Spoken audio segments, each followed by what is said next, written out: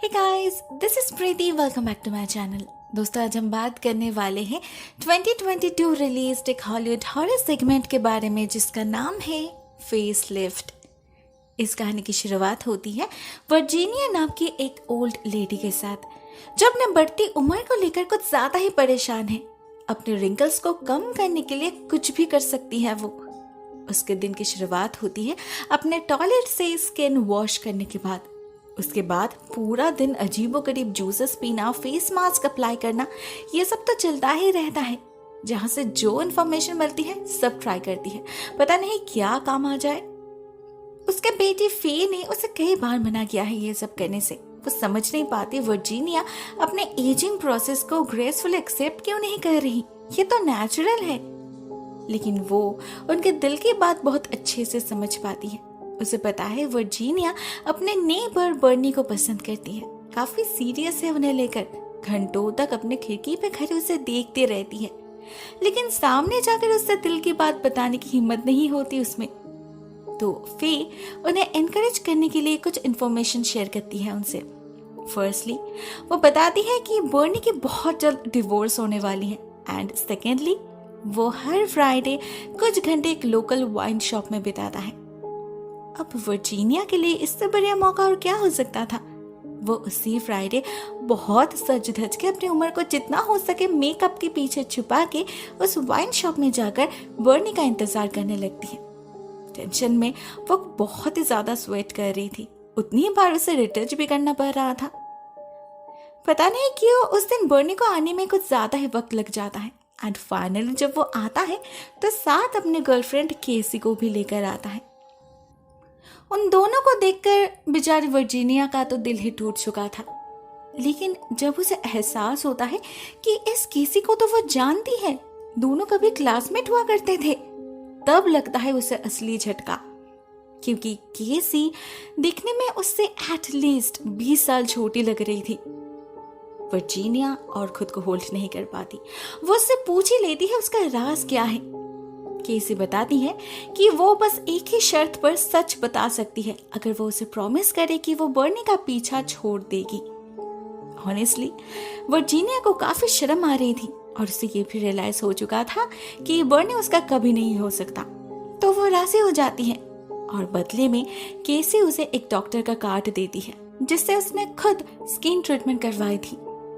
अब इसके बाद वर्जीनिया एक और पल भी जाया नहीं करती। अगले दिन ही उस डॉक्टर से मिलने चली जाती है और उसके बातों से हमें समझ आता है कि वह खुद से कितनी नफरत करती है।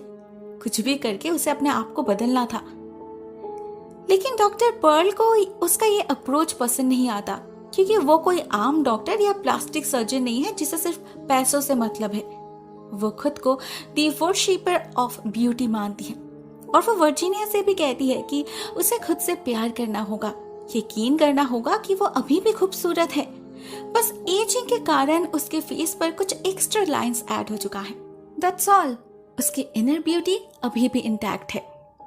जब तक वो खुद ये यकीन नहीं करेगी, कोई और उसे खूबसूरत बना नहीं पाएगा, वो भी नहीं। वर्जीनिया को उनकी ये बातें बहुत अच्छी लगती है और उनके एफिशिएंसी को लेकर तो उसका कोई डाउट ही नहीं था। लेकिन जो प्रॉब्लम होती है वो है उनके फीस को लेकर। उनके चार्जेस बहुत हाई थे, वर्जीनिया के एक्सपेक्टेशन के बाहर। तो वो घर आती है और अपने मैनेजर ग्रेडी से बात करती है, जो उसे कोई नया लोन लेने से डायरेक्टली मना कर देता है, क्योंकि वो लोग ऑलरेडी ब्रोक है। वर्जीनिया के पति ने अपनी मौत से पहले बहुत सारे लोन्स उठाए थे, जो अभी भी उन्हें चुकाना पड़ रहा है। सो ही इज अफ्रेड अभी एक्स्ट्रा कोई लोन लेने से उन्हें कहीं अपना घर ना छोड़ना पड़े। उनके बातों से वर्जीनिया बहुत कश्मकश में पड़ जाती है। रात भर जग के सोचती रहती है उसे ये रिस्क लेना चाहिए या नहीं। तभी उसकी नजर पड़ती है बर्नी के घर की तरफ, जहां केसी और वो कुछ प्राइवेट मोमेंट्स बिता रहे थे। वर्जीनिया को देखते ही केसी उसके मुंह पर खिड़की बंद कर देती है। इससे वर्जीनिया को बहुत खराब लगता है, इंसल्टेड फील होता है और साथ में दुख भी होता है। क्या वो ये सब डिजर्व नहीं करती? आज अगर वो भी केसी की तरह यंग एंड ब्यूटीफुल दिखती तो बार्नी जरूर उसके पास से रहता। फाइनली वो लोन लेने का डिसाइड कर लेती है, वो भी फी को कुछ इन्फॉर्म किए बिना ही। और फिर शुरू होता है उसका ट्रीटमेंट। डॉक्टर पर्ल उसके फेस के साथ साथ उसके हाथ पर भी ट्रीटमेंट करना चाहती थी, क्योंकि वो अपने क्रिएशन को इनकम्प्लीट देखना पसंद नहीं करती। वर्जीनिया पहले तो हेजिटेट करती है क्योंकि उसके पास और पैसे नहीं थे, मगर जब डॉक्टर कहती है कि ये बिल्कुल कम्प्लीमेंट्री है, वर्जीनिया खुशी खुशी राजी हो जाती है। उसे क्या प्रॉब्लम हो सकती है। ऑपरेशन के वक्त उसे मन ही मन काफी डर लग रहा था।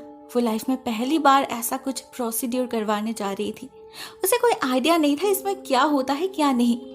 तो ओटी टेबल पर जब उसे एनेस्थीसिया दिया जाता है तो बेहोश होने से पहले वो कुछ अजीबोगरीब चीजें नोटिस करती है। उसे सुनाई देती है डॉक्टर पर्ल और उनके असिस्टेंट डॉक्टर्स एक वियर्ड लैंग्वेज में आपस में बातें कर रहे हैं, एज इफ कुछ चैंटिंग कर रहे हैं वो लोग। वो समझ नहीं पाती ये सब क्या हो रहा है, क्या वो हेलुसिनेट कर रही है। इसके बाद और कुछ वर्जीनिया को याद नहीं रहता। जब उसका होश लौटता है तब उसका फेस और हाथ थिक बैंडेजेस से कवर्ड हो चुके थे। उसे हॉस्पिटल से रिलीज कर दिया जाता है अगले ही दिन। एक हफ्ते बाद आकर उसे इन बैंडेजेस को हटाना होगा बस। बहुत दर्द हो रहा था उसे। वे भी घर में नहीं थी, ऊपर से करंट भी ऑफ हो जाता है।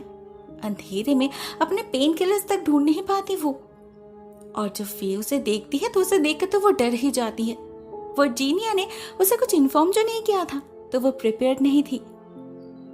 ऊपर से ग्रेडी ने उसे कॉल करके उनके फाइनेंशियल क्राइसिस के बारे में वार्न किया है, जिससे वो काफी फ्रस्ट्रेटेड फील कर रही थी। वर्जीनिया इतनी रिस्पॉन्सिबल कैसे हो सकती है। बातों बातों में दोनं में बहस शुरू हो जाती है और गुस्से में वर्जीनिया उसे याद दिला देती है कि फे उसकी स्टेप डॉटर है, वो उसे कंट्रोल नहीं कर सकती। फे को भी गुस्सा आ जाता है और वो कमरे से निकल जाती है। एक्चुअली इन दोनों में रिश्ता भले बायोलॉजिकल नहीं था, मगर उससे कुछ कम भी नहीं था। शायद इसीलिए फे को और ज्यादा बुरा लगा। लेकिन वर्जीनिया ने उसे दिल से कुछ नहीं कहा, बस उसे इतना दर्द हो रहा था कि वो अपना फ्रस्ट्रेशन कंट्रोल नहीं कर पाई। इधर फे के जाते ही उसे अजीब अजीब सी आवाजें सुनाई देने लगती हैं। ऐसा लग रहा था जैसे उसके चारों तरफ कोई इनविजिबल एंटिटीज मंडरा रहे हैं, उसे हर्ट करने की कोशिश कर रहे हैं, और साथ ही साथ कोई काला साया उसके कान में कुछ खुसफुसा रहा है। डर से पागलों जैसी हालत हो जाती है वर्जीनिया की। हड़बड़ी में बिस्तर से गिर जाती है वो और क्रॉल करते हुए भागने की कोशिश करने लगती है, लेकिन अंधेरा जैसे उसका पीछा ही नहीं छोड़ रहा था। फॉर्चुनेटली ठीक तभी फे वहां लौट आती है और सब कुछ नॉर्मल हो जाता है। वर्जीनिया को भी लगता है कि शायद वो हेलुसिनेट कर रही थी। वो और उस रात के बारे में ज्यादा नहीं सोचती। इसके बाद अगले कुछ दिन फे ही उनकी देखभाल करती है। मन ही मन पता नहीं क्यों उसे वर्जीनिया को देखकर बहुत ऑड लग रहा था। क्या फेस लिफ्ट में इतना दर्द होता है, इतना थिक बैंडेज करना पड़ता है, और उसका चेहरा भी तो कुछ ज्यादा ही फुला हुआ लग रहा था। वर्जीनिया उससे तो कुछ नहीं कहती, मगर वो खुद फील कर पा रही थी कि उसका बोन स्ट्रक्चर भी चेंज हुआ है, सिर्फ स्किन नहीं। दर्द बहुत अंदर तक हो रहा था। डॉक्टर पर्ल से पूछने पर वो बताती है यह सेंसेशन नॉर्मल है, घबराने की कोई बात नहीं। लेकिन वो फे को लेकर परेशान थी। उसके doubts and negative thoughts Virginia के रिकवरी में असर डाल सकता है। स्ट्रेस लेने से प्रोसेस स्लो हो जाएगा। तो वो वर्जीनिया को एक ऑफर देती है। उनका एक रिट्रीट हाउस है पैसिफिक ओशन के पास, जहां इस वीकेंड वो अपने सारे पेशेंट्स एंड कलीग्स के साथ एक छोटा सा गेट टुगेदर अरेंज करने वाली है। वहां सभी डॉक्टर और नर्सेस मौजूद होंगे, तो अगर वर्जीनिया चाहे तो बाकी के कुछ दिन वो वहीं पर बिता सकती है। सपोर्टिव लोगों के बीच रहने से उसे बेहतर फील होगा।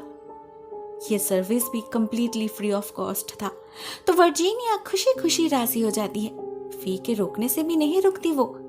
फे उसे ये तक बताती है कि उसे ये डॉक्टर पर्ल सही नहीं लग रही। उसने रिसर्च किया है, उनका मेडिकल रिकॉर्ड बहुत सस्पिशियस है।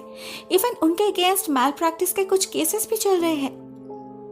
उसका शक और गहरा हो जाता है जब वो डॉक्टर इस रिट्रीट हाउस का एड्रेस भी सीक्रेट रखती है। भला ऐसा क्या चल रहा है वहां पर जो इतनी सीक्रेसी? मगर सब कुछ सुनने के बाद भी वर्जीनिया उसकी एक भी बात नहीं सुनती। उसी दिन डॉक्टर पर्ल के गाड़ी से वो उस रिट्रीट हाउस में जा पहुंचती है, जो काफी आइसोलेटेड प्लेस में था। बहुत सारे खूबसूरत लोग थे वहां पर। साथ में डॉक्टर पर्ल तो थी ही, जो वर्जीनिया को देखकर बहुत खुश हो जाती है। कुछ ज्यादा ही अटेंशन दे रही थी उसे। और तो और वो ये तक कह दी है कि वो आज रात ही उसके बैंडेजेस रिमूव कर देगी, वो भी सबके सामने, क्योंकि वो श्योर है वर्जीनिया बहुत खूबसूरत दिखेगी और इससे उसके सेल्फ कॉन्फिडेंस को एक बूस्ट भी मिल जाएगा।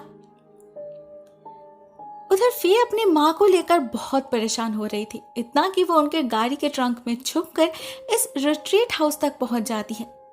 उसे यहाँ पर कुछ भी ठीक नहीं लग रहा था, तो वो वर्जीनिया को वार्न करने की कोशिश करती है, लेकिन उस तक पहुंचने से पहले एक आदमी उसे बेहोश कर देता है। और शाम के वक्त जब सबके सामने उसे पेश किया जाता है, तो वर्जीनिया उसे प्रोटेक्ट करने की जगह फिर से उसे इनकार करती है। डॉक्टर पर्ल से कहती है कि वो उसकी स्टेप डॉटर है, उसने उसे नहीं बुलाया। अपने आप में वो इतनी खो चुकी थी कि उसे फे की बात सुनने की जरूरत भी महसूस नहीं होती।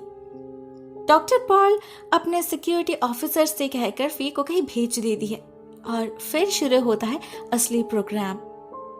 कुछ लोगों की मदद से डॉक्टर पर्ल धीरे धीरे वर्जीनिया के चेहरे से बैंडेजेस हटाने लगती है और जो रिजल्ट निकलता है उससे वो काफी खुश हो जाती है। सभी एक्साइटमेंट में क्लैप भी करने लगते हैं, लेकिन जैसे वर्जीनिया मिरर देखती है उसका तो होश ही उड़ जाता है। ये क्या देख रही है वो? उसका चेहरा तो पहले से भी ज्यादा खराब हो चुका है, भयानक दिख रही है वो, बिल्कुल किसी पिग की तरह, और उसके हाथ की जगह हुप्स बन चुके हैं। डर से वर्जीनिया चिल्लाने लगती है, मगर कोई उसके बातों पर गौर ही नहीं करता। सभी का ध्यान था डॉक्टर पर्ल की तरफ। वो एक अजीब खेल अनाउंस करती है। पता चलता है वो और बाकी सभी लोग असल में एक सैटेनिक कल्ट के मेंबर्स हैं, जो एक डीमन इटेन की पूजा करते हैं। उनका मानना है इटेन को खुश करने से उन्हें इन्फिनिट ब्यूटी एंड प्रॉस्पेरिटी मिलेगा। बदले में उन्हें साल में एक बार एक इंसान को बलि चढ़ाना होगा, बस, वो भी पिग के रूप में। वर्जीनिया को देखकर ही डॉक्टर पर्ल समझ गए थे यही वो शख्स है जिनकी उन्हें तलाश थी। ये खुद को ऑलरेडी अगली मानती है, अपने आप से प्यार नहीं करती, तो ऐसा शख्स इटेन का गिफ्ट यानी कि ब्यूटी पाने लायक कैसे हो सकता है? पर्ल वर्जीनिया को पूरा खेल डिटेल में समझा देती है। अब यहाँ पर एक हंट शुरू होने वाला है जिसमें शिकार होगी वो और शिकारी होंगे ये लोग। यहाँ से ठीक 2 माइल दूर ओशन है। अगर वो उनसे पहले वहां तक पहुंच गई तो वो बच जाएगी, और अगर नहीं पहुंच पाई तो ये लोग उसे मार डालेंगे। वर्जीनिया को कुछ भी समझ नहीं आ रहा था, कंप्लीटली ब्लैंक हो चुकी थी वो। क्या कोई मजाक चल रहा है? लेकिन जब अपने आंखों के सामने वो सभी को एक एक करके हाथ में भाला उठाते हुए देखती है, उसे रियलिटी हिट करती है। डर और टेंशन में उसे चक्कर आने लगी थी, उसका शरीर बेबस हो चुका था। फिर भी वो भागती है। जंगल के अंदर अंधेरे में से गिरते पड़ते किसी तरह खुद को एक ड्रेनेज होल तक ले जाती है, जिसकी दूसरी तरफ ही उसे ओशन दिख रहा था। उधर हंटर्स भी अपने अपने वेपन्स के साथ तेजी से उसकी तरफ बढ़ने लगे थे, रियल हंटिंग की तरह आवाज भी करने लगे थे। उनमें से एक के वार से वर्जीनिया का एक पैर जख्मी हो जाता है, खून बहने लगता है, फिर भी वो नहीं रुकती। लेकिन ड्रेनेज से निकलते ही उसे सामने दिखता है बर्नी, हाँ वही आदमी जिसे पाने के लिए उसने इतना कुछ किया। उसे देखकर वर्जीनिया बहुत खुश हो जाती है, बर्नी जरूर उसे बचा लेगा इस उम्मीद में। उसके दिमाग में ये सवाल एक बार भी नहीं आता कि बर्नी यहाँ कैसे आ सकता है। अगर वो इनमें से एक नहीं हुआ तो? अगले ही पल में हमें इसका जवाब मिल जाता है जब वो अपना भाला निकालता है वर्जीनिया पर वार करने के लिए। उसके साथ केसी भी थी। ये उसी का तो प्लान था वर्जीनिया को जाल में फंसाने का। कुछ ही देर में वहां बाकी सब भी आ जाते हैं और शुरू होता है द मोस्ट ब्रूटल गेम। सभी वर्जीनिया पर अपने अपने भाले से पोक करने लगते हैं बार बार, क्योंकि जितना खून गिरेगा उतना ही इटेन खुश होगा और उन्हें हेल्थ एंड वेल्थ से ब्लेस करेगा। बेचारी वर्जीनिया ज्यादा देर ये टॉर्चर सहन नहीं कर पाती।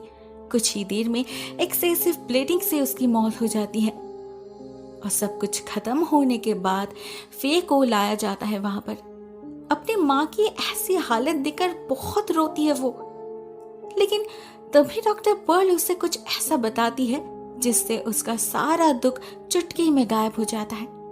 ऐसे चौंक उठती है वो जैसे उसका खोया हुआ मेमोरी वापस आ गया हो। उसे पता चलता है वो भी उन्हीं में से एक है, इसी कल्ट की मेंबर। उसकी नानी, उसकी माँ भी इसी कल्ट की मेंबर थी, जिसका सबूत है वो बटरफ्लाई पेंडेंट जो उसके माँ ने उसे दिया था। इस कल्ट की लीनिएज जनरेशन आफ्टर जनरेशन ऐसे ही तो पास ऑन होता है, यही नियम है। तो उस हिसाब से ये सैक्रिफाइस उसके लिए भी मायने रखता है।